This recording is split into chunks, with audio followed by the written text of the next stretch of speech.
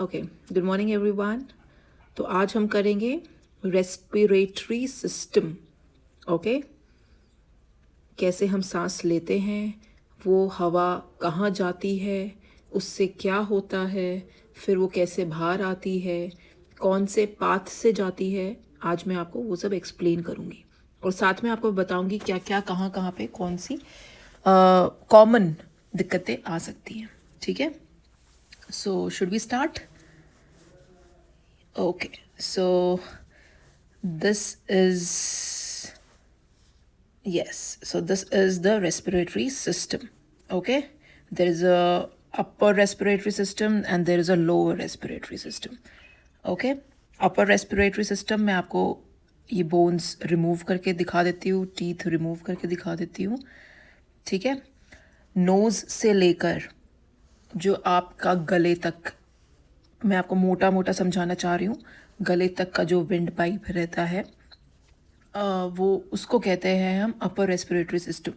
अगर scientific way में बताऊँ तो till the larynx, oropharyngeal and laryngeal part it is upper respiratory system.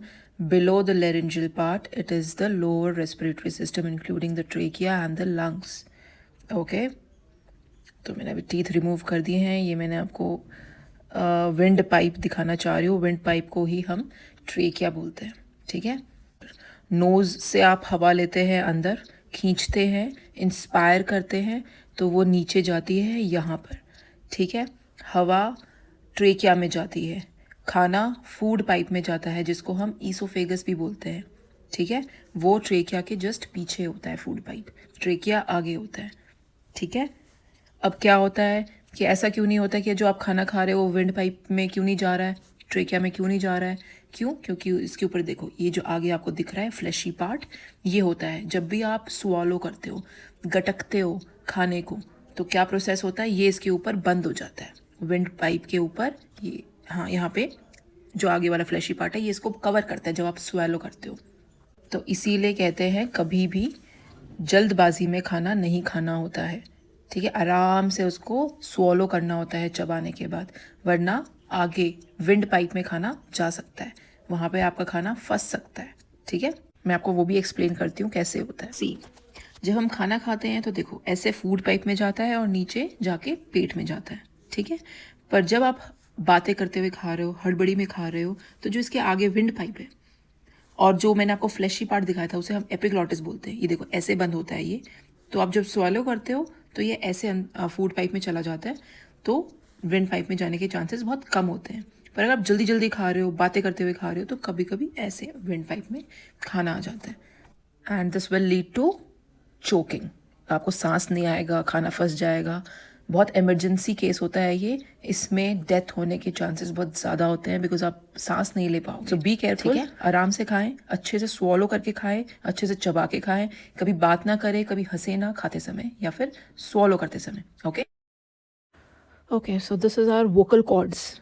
जो हमारी आवाज़ निकल रही है, अलग अलग टोन निकलती है, वो इसकी वजह से होती है। लड़कों में जो लो पिच वॉइस होती है, लड़कियों में हाई पिच वॉइस होती है, this is all because of vocal cords. ठीक है, नीचे ये ट्रेकिया है, उसके ऊपर जो लाइट ब्राउन कलर का आपको दिख रहा है, this is a gland, thyroid gland बोलते हैं इसको। ठीक है, this is thyroid gland. Okay, ऐसे ट्रेकिया के ऊपर होता है। Okay, now let me show you system, कैसे ट्रेकिया एंटर करता है लंग्स में।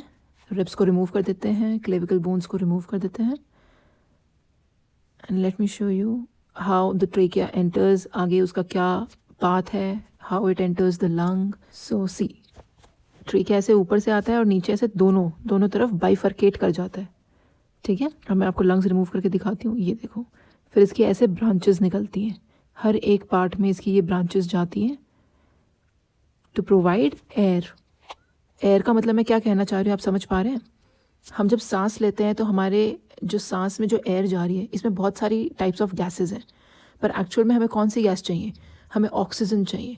तो क्या करता है ये ट्रेकिया एंड इसकी ब्रांचेस, ये ऑक्सीजन को ब्लड में सेंड करता है और ब्लड से कार्बन डाइऑक्साइड वापस अब्जॉर्ब कर लेता है, और फिर जब हम एक्सपायर करते हैं तो ये कार्बन डाइऑक्साइड हमारी एक्सपिरेशन में निकल जाती है। ठीक है, और ऑक्सीजन पूरे ब्लड में आ जाती है और उसके बाद वो ब्लड जो हो जाता है वो ऑक्सीजनेटेड ब्लड हो जाता है और पूरी बॉडी में जाके ऑक्सीजन प्रोवाइड करता है सेल्स को। Okay, so this is cardiopulmonary system. अब हम बीमारी की बात कर लें तो बीमारी में मोस्ट कॉमन बीमारी क्या है? अस्थमा, जिसे हम दमा भी कहते हैं। तो वो क्यों होता है मोस्ट कॉमनली? वो होता है एलर्जी की वजह से।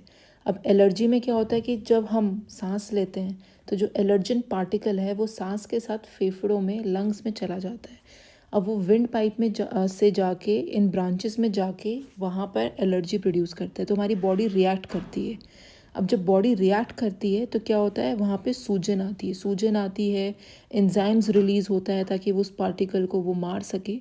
तो इन सब के प्रोसेस में वहाँ पर कुछ फ्लूड अक्यूमुलेट हो जाता है, विंड पाइप में फ्लूड अक्यूमुलेट हो जाता है, तो जिसकी वजह से गैस एक्सचेंज नहीं हो पाती। अब गैस एक्सचेंज नहीं होएगी तो लोगों को सांस लेने में दिक्कत होगी। तो यही है अस्थमा की पैथोफिजियोलॉजी। ठीक है, मैं मूवमेंट दिखा देती हूँ कैसे हवा अंदर आती है और बाहर जाती है। ये देखो, अब ये सांस जब बाहर छोड़ रहा है तो लंग्स छोटा हो रहा है ना। अभी सांस अंदर ले रहा है तो लंग्स की देखो लेंथ इंक्रीज हो रही है एंड अगेन डिक्रीज हो रही है। So this is how we breathe in and breathe out. Okay, ये बीच में हमारा हार्ट है जो ऐसे पंप करता है और गैस एक्सचेंज करने में हेल्प करता है। ठीक है, नीचे ये जो आपको वाइट कलर का दिख रहा है जिस पे हार्ट टिका हुआ है, दिस इज़ द डायफ्राम। जो मैं आपको कह रही थी ना, उसमें दिख नहीं रहा था, दिस इज़ द डायफ्राम जो हमारे थोरैक्स को अब्डोमेन से सेपरेट करता है। Okay, finally the respiratory system is over. Next system in next video. Bye bye, take care.